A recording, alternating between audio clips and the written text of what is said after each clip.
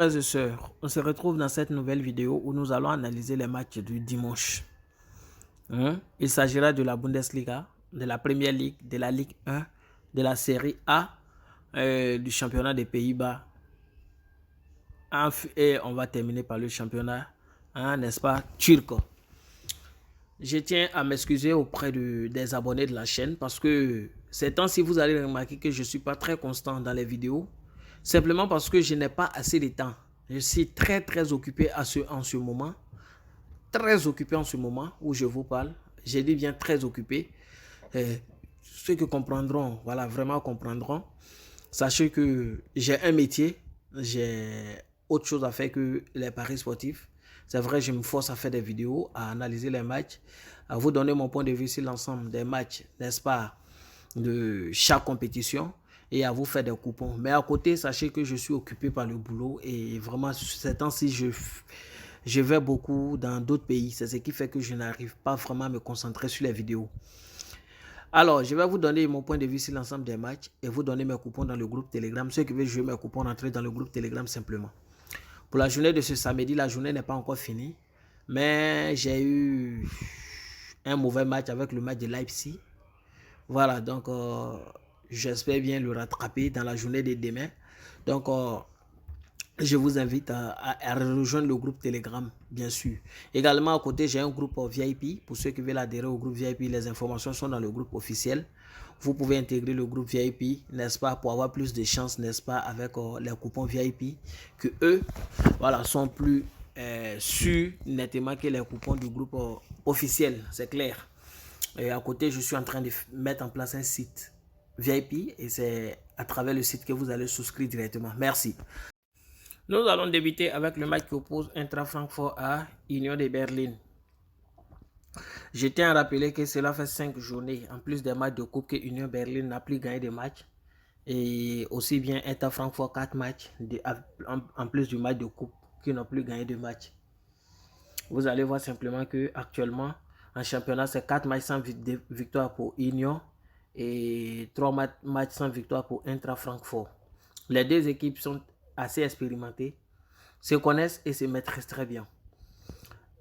Dans l'état de forme, on ne peut pas dire une équipe est en forme par rapport à une autre parce que quand vous regardez, vous allez vous rendre compte que c'est seulement un point pris de différence. Voilà, entre Eintracht Francfort et Union Berlin sur les 5 derniers matchs, c'est-à-dire 6 pour l'autre, 5 pour l'autre. À domicile, l'équipe de Union de Berlin pratiquement n'a pas perdu de matchs sur les 5 derniers matchs, mais vous allez constater que c'est une équipe quand même qui a quand même fait 3 matchs nuls, 2 victoires.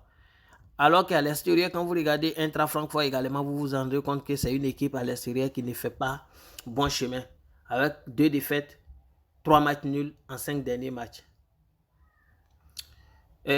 Partant sur ce fait, on peut donner un avantage sur l'état de forme à Union de Berlin. Cependant, quand on regarde les tête-à-tête entre les deux équipes, vous allez vous rendre compte que ces deux équipes se maîtrisent bien et Eintracht Francfort, c'est une équipe qui fatigue beaucoup l'équipe de Union de Berlin. Cependant, quand vous regardez, quand ils se croisent dans la plupart des matchs, il y a beaucoup de buts dans les différentes confrontations entre ces deux équipes. Alors, on a Napoli qui a renversé Eintracht Francfort 3-0 en coupe et Union Saint-Gilloise qui a renversé Union Berlin 3-0. Je pense que chacun va vouloir se venger. Voilà. Hormis cela, vous allez voir que Eintracht Francfort, sur les 10 derniers matchs, vous allez constater que c'est une équipe qui marque beaucoup. Et il y a seulement 3 matchs sur les 10 matchs où ils n'ont pas pu trouver le chemin des filets. Et quand vous prenez l'équipe également de Union de Berlin, vous allez vous constater que c'est une équipe, n'est-ce pas, qui marque beaucoup. Et il y a seulement 3 ou 4 matchs sur les 10 derniers matchs où ils n'ont pas trouvé le chemin des filets. Partant de ce fait, je pense que dans ce match-là, au vu de la forme actuelle des deux équipes, les deux finiront simplement par trouver le chemin des filets. Le second match oppose, n'est-ce pas, l'équipe de Bayern Leverkusen à Bayern de Munich. Bayern est une équipe extraordinaire, une équipe très forte. Quand Bayern veut vraiment jouer, personne n'en peut contre eux. Et quand Bayern veut être solide derrière, ils sont solides derrière. Mais quand il ne veut pas jouer derrière, qu'il veut jouer devant, ils encaissent beaucoup. C'est pourquoi je pense que dans ce match, en dépit de la forme de Bayern et au vu du rang de Bayern Leverkusen actuellement, je pense que Bayern Leverkusen peut nous trouver le chemin des filets une fois. C'est pourquoi dans ce match, je vais aller sur la base simplement de 3 buts, c'est-à-dire plus de 2,5 buts. Parce que pour moi, Bayern peut marquer au moins 2 fois parce que je les vois victorieux. Soit vous partez sur la base du fait que les deux équipes vont marquer et une équipe va finir par gagner simplement le match. Il y a Freiburg qui joue face à Mayence. Ici, et actuellement, Freiburg est en pleine régression. Voilà, en pleine régression. En coupe, la dernière fois, on pensait tous qu'ils allaient pouvoir renverser, n'est-ce pas, l'équipe de Juventus. Mais avec un carton rouge pris depuis les 40e minutes, ça, le match était vraiment dans une autre tournure. C'est les cartons rouges vraiment qui font biaiser beaucoup de pronostics. Et donc, c'est comme ça. Et quand on regarde l'état de forme actuel des deux équipes, Mayence est l'équipe la plus en forme, n'est-ce pas, du championnat allemand actuellement avec 13 points pris en 5 matchs. Voilà, demain au même titre que Dortmund. Cependant, il faut savoir que c'est une équipe vraiment dynamique avec des attaquants de feu mais qui encaissent beaucoup. Vous pouvez constater ça ici. Quand vous regardez le classement, vous allez voir que c'est une équipe, l'équipe de Mayence sur l'année. Voilà, l'équipe de Mayence sur l'année, on va regarder le classement. Vous allez voir que l'équipe de Mayence a pu marquer, n'est-ce pas, 35. Mais c'est une équipe qui a encaissé quand même, a marqué 39, mais a pu encaisser 35. Donc vous allez voir que c'est une équipe qui encaisse beaucoup, mais qui marque également beaucoup. Quand on prend l'équipe de Freiburg, vous allez voir que c'est une équipe également qui marque beaucoup, mais qui encaisse beaucoup. C'est pourquoi je pense que dans ce match également, les deux équipes finiront par trouver le chemin des filets. Après le championnat allemand, je vais poursuivre avec le championnat français, c'est-à-dire la Ligue 1. Ici, le premier match oppose Monaco à Ajaccio. Monaco, qui était extraordinaire, est en train de régresser. Lens est en train de remonter. Lens est en train de revenir. En cas de victoire aujourd'hui, Lens va s'éloigner encore davantage par rapport à cette équipe, n'est-ce pas, de Monaco. Il faudrait également que Monaco puisse remporter ce match-là s'il veut avancer dans le classement. Et face à une équipe d'Ajaccio qui est dans la zone rouge, qui traîne, qui cherche des points, je pense que Monaco a tous les rudiments pour s'imposer. Après, il y a Monaco qui joue face à Clermont. Montpellier qui joue face à Clermont. Montpellier use de son expérience, n'est-ce pas, pour causer d'énormes problèmes aux équipes de seconde division qui sont montées, n'est-ce pas, en première division il y a quelques années. Parce que Montpellier, quand même, ça fait plusieurs années qu'ils sont en Ligue 1, donc plus d'expérience. En plus, c'est l'une des équipes les plus en forme du moment. Quand vous regardez l'état de forme, vous allez simplement constater que c'est l'équipe la plus en forme du moment. Et je pense qu'ils vont poursuivre cette belle dynamique en s'imposant face à une équipe de Clermont qui cherche, n'est-ce pas, à s'éloigner, à fuir davantage la zone rouge. Nice-Lorient.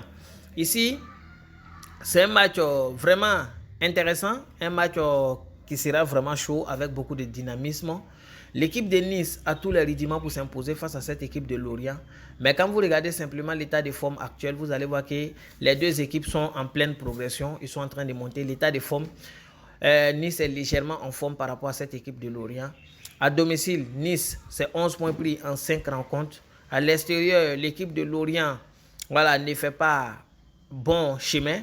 C'est pourquoi je pense que Nice, à domicile, aura tous les rudiments devant ses supporters pour s'imposer face à cette équipe de Lorient. Il y a Strasbourg qui joue face à Auxerre. Ici, moi, je pense que c'est un match où l'expérience va beaucoup jouer. C'est vrai que Strasbourg, actuellement, ne se retrouve pas. Strasbourg connaît beaucoup de turbulences actuellement. Mais face à Auxerre, je pense que l'expérience pourra beaucoup dominer dans ce match et Strasbourg finira par s'imposer. Il y a Brest qui joue face à Troyes. Ici, je suis parti sur le fait que ce match se terminera par un match nul. En effet, pour moi, quand je regarde ce match, quand je regarde le classement actuel du match, Brest cherche à prendre des points pour s'éloigner davantage de la zone rouge. Troyes cherche à prendre des points pour sortir de la zone rouge. Donc les deux sont dans le problème. Troyes, ça fait depuis un bon moment qu'il ne gagne pas de match. Quand vous regardez l'état de forme, vous allez constater simplement que Brest est légèrement en forme que l'équipe de Troyes. Alors qu'à domicile, quand vous regardez l'équipe de Troyes, c'est 2 points pris en 5 rencontres, c'est-à-dire 2 nuls pour 3 défaites. Et quand vous regardez l'équipe de Brest aussi à l'extérieur, vous vous rendez compte que c'est une équipe, n'est-ce pas, qui a pu faire au moins une victoire, 2 défaites et 2 nuls. Et les têtes à tête des deux équipes, quand vous regardez, vous allez constater que la plupart des confrontations, sur les 5 derniers, 3 confrontations se sont soldées par des matchs nuls. C'est des équipes, quand ils se croisent, il y a au moins 2 buts dans le match, c'est-à-dire plus d'1,5 but dans le match, c'est-à-dire soit une équipe marque 2, ou bien soit les deux marquent. Mais moi, je pense que ce match-là, c'est un match de 1-1. Soit vous partez sur la base du fait qu'il aura plus de 1,5 but dans le match et vous le combinez. Ou simplement, vous partez sur le fait que le match se solde par un match nul en pari individuel et vous le tentez. PSG Rennes. PSG n'est pas trop structuré actuellement. Pour moi, c'est vraiment alarmant. Beaucoup de conflits au sein du club. Il y a des choses qui sont mal vues par certains joueurs. Messi actuellement qui est en colère et qui n'a pas suivi, je pense qu'il n'a pas suivi bien l'entraînement de la semaine dernière. Je ne sais pas pourquoi. Je n'ai pas bien lu les articles. Comme je vous disais, j'ai un manque de temps. Donc je ne vais pas dire du n'importe quoi. Mais je pense qu'il manque de structuration. Cependant, il reste quand même l'équipe la plus en forme. Et une très bonne équipe qui, voilà, veut vraiment boucler, j'espère, je vais dire, la Ligue 1. Voilà. Verrouiller la Ligue 1 avant la trêve internationale parce que c'est le seul trophée qui reste. Je pense qu'ils vont tout faire pour vouloir s'emparer de ce trophée, hein, pour espérer qu'un de leurs joueurs parte au moins avec le ballon d'or. Je tiens à rappeler que le ballon d'or, ne regardez pas, cette année, ne calculez même pas la Ligue des Champions ou l'Europa League, mais le trophée majeur de l'année civile sera la Coupe du Monde, que vous le voulez ou pas. Donc, Messi reste quand même un grand favori. S'il venait de prendre, n'est-ce pas, cette coupe, voilà, de France, ou encore Mbappé. Voilà, donc je vois des gens dire que si on donne à Messi, c'est du vol. Pour moi, c'est pas du vol. Je vous rappelle que ceux qui sont ici depuis le début savent que je suis pas un pro-Messi, je suis un anti-Messi, bien sûr. Ni un pro-Messi, ni un pro-Cristiano. Moi, mon équipe de cœur, c'est Tottenham qui n'avance nulle part. Mon joueur préféré actuel, tout le monde sait que c'est Harry Kane. Mais voilà, souvent je suis déçu, comme le résultat d'aujourd'hui. Donc, moi, je pense que c'est le grand favori parce que simplement, il a pris le trophée majeur. Ça sera l'image de ce qui s'est passé en 2018 avec Modric. Voilà, il ne faudrait pas que les gens aient des mémoires courtes simplement. Alors, ici, il y a Marseille qui joue face à Reims. Un match assez intéressant. Le match de PSG, vous avez dit, ils vont tenter de verrouiller. Donc, pour moi, ils vont partir avec la victoire. Hein. Voilà, victoire de PSG. Marseille face à Reims. Ici aussi, je pense que c'est un match assez particulier et intéressant. Reims n'a plus perdu de match depuis un bon moment. Reims fait partie des équipes les plus en forme du moment. Reims, quand vous regardez, si vous voulez, vous allez regarder les 10 derniers matchs de l'équipe de Reims. Regardez les 10 derniers matchs de l'équipe de Reims ici. Marseille, voilà, on va regarder ici Reims. Voilà, vous allez voir les 10 derniers matchs de Reims. Enlever la Coupe de France. Regardez les matchs des championnats, vous allez constater que quand vous regardez les matchs des championnats, ça fait depuis, n'est-ce pas, octobre qu'ils n'ont pas encore perdu un match en championnat. Donc, depuis les dernières défaites date du 18-9e mois 2022 en championnat face à Monaco 3-0. Depuis là, ils n'ont plus perdu en championnat. Ils ont perdu qu'en match amical et puis un en Coupe de France. Donc, c'est une équipe qui est très difficile, hein, et surtout à domicile. Pourtant, Marseille, nous tous on sait qu'actuellement Marseille est très décevant. C'est pourquoi je pense que dans ce match, les deux équipes vont marquer simplement but des deux équipes. Après le championnat français, où j'ai pris assez de temps pour commenter le Ballon d'Or, je viens ici et il y a Arsenal qui joue face à Crystal Palace en Angleterre. C'est le seul match d'ailleurs parce que les autres matchs ont été reportés pour cause les matchs de coupe. Et Arsenal s'est fait vraiment surprendre par la chose. Sporting Club de Portugal, n'est-ce pas, en coupe, nous faisant vraiment perdre la semaine dernière, c'était jeudi. Et je pense que plusieurs en ont subi. Donc ici, je pense qu'ils vont venir simplement se racheter devant les supporters parce que quand vous prenez l'équipe, n'est-ce pas, de Crystal Palace actuellement, c'est très difficile pour eux. Voilà, ça ne va pas surtout chez eux. 5 matchs sans victoire, 3 défaites successives. Et Arsenal est l'équipe la plus en forme du championnat actuellement. En plus, ils jouent à domicile. Voilà, que ce soit à domicile ou extérieur, c'est l'équipe la plus en forme actuellement. Et quand vous regardez, cette équipe d'Arsenal, actuellement, a combien de points? 66 points. Et seulement 5 points d'avance sur Manchester City. Ils n'ont pas droit à l'erreur. Comme je le dis toujours, s'ils veulent partir avec le titre, c'est possible. Mais s'ils perdent un match, ça sera très compliqué. Parce qu'ils vont croiser le Grand City encore et ça sera très compliqué. C'est pourquoi je pense qu'ils vont s'imposer simplement. Et il aura au moins 2 buts dans le match. Juste après ça, c'est les matchs de coupe d'Angleterre, bien sûr. Il y a Sheffield qui joue face à Blackburn.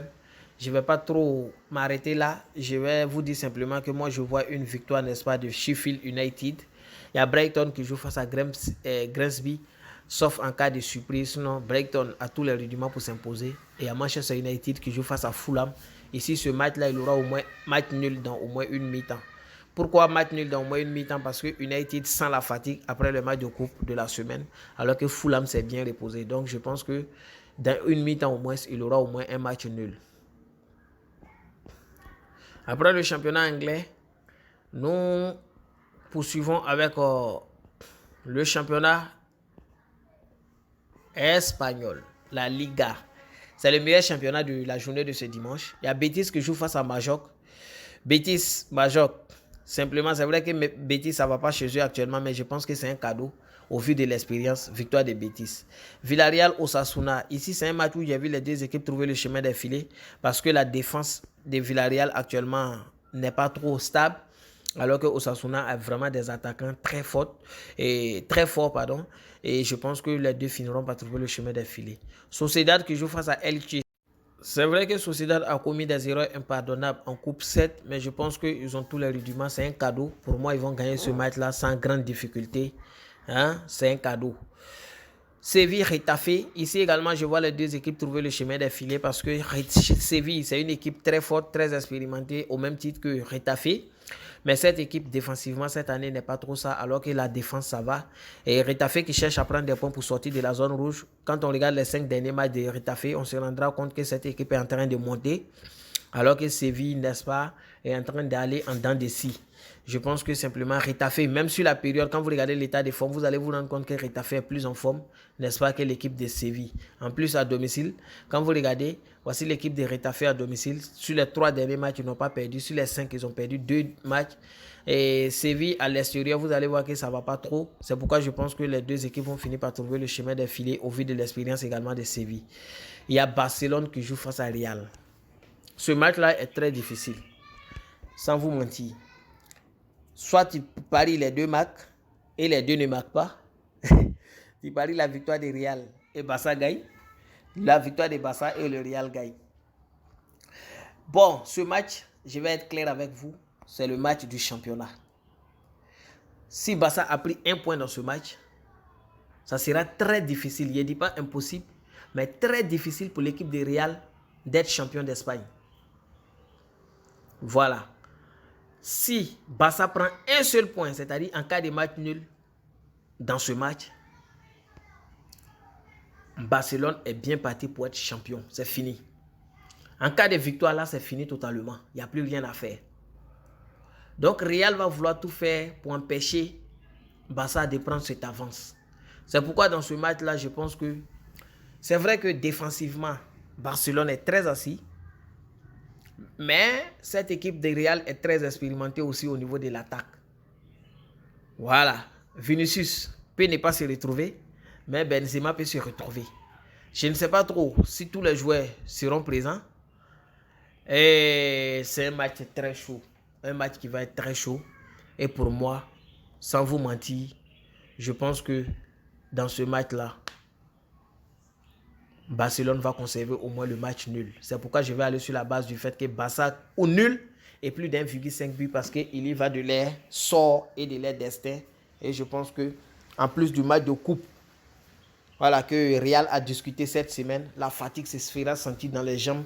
Et Barça, soit il s'impose, soit ils vont avec le match nul. Mais il aura au moins 2 buts dans ce match. Voici mon pronostic. Et on va poursuivre avec la série A, bien sûr. Trop de matchs. La série A, il y a Sampdoria qui joue face à Hellas Vérone. Dans ce match, il faut savoir que l'expérience va beaucoup jouer et les deux équipes sont assez expérimentées. C'est vrai que quand on prend l'état de forme actuel de chaque équipe, on va donner un léger avantage à l'équipe de Hellas Vérone parce que Sampdoria vraiment n'est pas à son meilleur niveau actuellement. Les deux sont dans la zone rouge et cherchent à prendre des points pour sortir de cette zone rouge. Et je pense que c'est ce qui va déterminer le dynamisme et la rapidité dans ce match. Pour moi, les deux finiront par trouver simplement le chemin des filets. Fiorentina Lecce. Fiorentina a la fatigue dans les jambes suite au match de ce jeudi, qui était un match très compliqué, mais ils ont été sauvés par un carton rouge qui leur a permis de terrasser complètement leur adversaire. Lecce, c'est une équipe qui est quittée en deuxième division, mais cette équipe est très assise et cette équipe fait son petit bout de chemin. Actuellement, ils sont en pleine régression avec 3 défaites successives, l'équipe de Lecce. Et quand on va prendre l'état des formes, vous allez vous rendre compte que Fiorentina figure parmi les joueurs et les équipes les plus en forme. Et à domicile, cette équipe de Fiorentina a pris 7 points sur 15 possibles. Et à l'extérieur, l'équipe de Lecce a pris 7 points sur 15 possibles. Vous constaterez avec moi simplement que Fiorentina est l'équipe la plus en forme. En plus de l'expérience, je pense qu'ils vont au moins partir avec le match nul. Et il y aura au moins 2 buts dans le match. C'est Fiorentina ou nul et plus d'1,5 but dans le match. Il y a Torino qui joue face à Napoli. Napoli, c'est une équipe intouchable actuellement en Europe. Et je pense que c'est vrai que Torino reste une équipe très expérimentée. Mais c'est le même pronostic. Napoli ou nul et plus d'1,5 but dans le match.